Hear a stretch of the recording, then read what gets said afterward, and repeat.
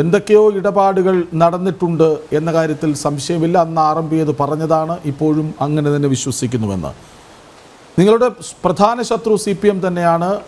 അവരിൽ നിന്ന് ഒഞ്ചിയത്തെ, വടകരയെ ഒക്കെ പിടിച്ചു നിർത്താൻ നിങ്ങൾ ശ്രമിക്കുന്നത് ഞങ്ങളൊക്കെ കാണുന്നുമുണ്ട്. പക്ഷേ TP കേസുമായി ചേർത്തു പിടിച്ചാണ് സോളാർ സമരം അവസാനിപ്പിച്ചതെങ്കിൽ, അതാണ് ഒത്തുതീർപ്പെങ്കിൽ, നിങ്ങൾ കോൺഗ്രസിനോടും UDF-നോടും ചേർന്നു നിൽക്കുന്നതിൽ ധാർമ്മികതയുണ്ട്.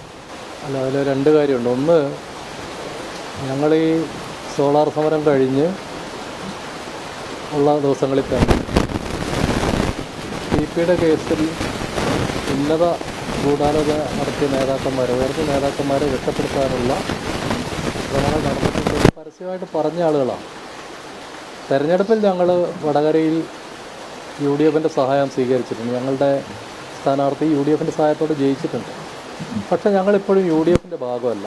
നിങ്ങൾ മനസ്സിലാക്കേണ്ട ഒരു കാര്യമാണ്, ഞങ്ങൾ UDF-ൻ്റെ ഘടകകക്ഷിയോ UDF-ൻ്റെ അല്ല, അത് ഞാൻ പറഞ്ഞതിലുണ്ടല്ലോ. ഞങ്ങളുടെ UDF-നോട് ചേർന്ന് നിൽക്കുന്നതിൽ എന്നേ പറഞ്ഞിട്ടുള്ളൂ, UDF-ൻ്റെ ഭാഗമായി എന്ന് പറഞ്ഞില്ല.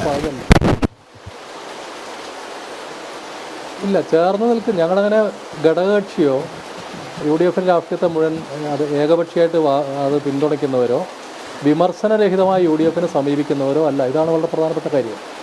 പിന്നെ എന്തുകൊണ്ടാണ് ഞങ്ങൾ UDF-നെ ആ നിലയ്ക്ക് കാണുന്നതെന്ന് ചോദിച്ചാൽ, ഞങ്ങളുടെയൊക്കെ വലിയ നേതാക്കളുടെ ഒരാളായ മാവോ സേതുങ് ചൈനയിൽ പറഞ്ഞൊരു കാര്യമുണ്ട്, ഒരേ സമയം നിങ്ങൾക്ക് രണ്ട് ശത്രുക്കളെ നേരിടാൻ പറ്റില്ല.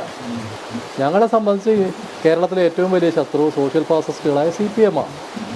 CPM-നെയും കോൺഗ്രസിനെയും BJP-യും ഒക്കെ ഒരേപോലെ നേരിട്ട് പോകാൻ ഞങ്ങളെപ്പോലെ ചെറിയ പാർട്ടിക്ക് സാധ്യമല്ല.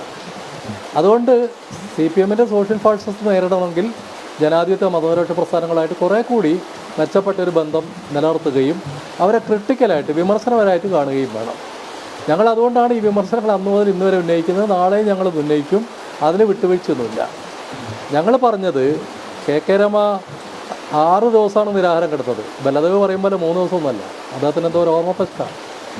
അവർ 6 ദിവസം നിരാഹാരം കിടന്നതിന് ശേഷം CBI അന്വേഷിക്കണം എന്നുള്ള ഡിമാൻഡ് ഗവൺമെൻറ് ആ നിലയ്ക്ക് സ്വീകരിച്ചപ്പോൾ ചെന്നൈയിലെ CBI ആസ്ഥാനത്ത് നിന്ന് ഗവൺമെൻറ്റിലേക്ക് വന്ന കത്ത് പറഞ്ഞത് ഞങ്ങളിത് അന്വേഷിക്കാൻ തയ്യാറാണെന്നാണ്.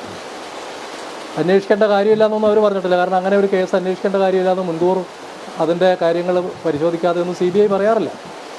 CBIയുടെ ചെന്നൈ യൂണിറ്റ് പറഞ്ഞ് ഞങ്ങളിത് അന്വേഷിക്കാൻ തയ്യാറാണ്, ഞങ്ങൾക്ക് ഡോക്യുമെൻറ്റുകൾ വേണം.